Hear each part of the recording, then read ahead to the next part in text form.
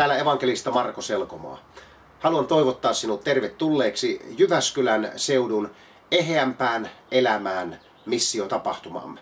16. päivä 19. päivä toukokuuta kokoonnumme Palokan koululla, Kygneuksen lukiossa sekä Jyväskylän helluntai-seurakunnassa. Tapahtuman järjestävät yhteistyössä Jyväskylän helluntai-seurakunta, Mission Church Jyväskylä sekä Hyvä Sanoma ry.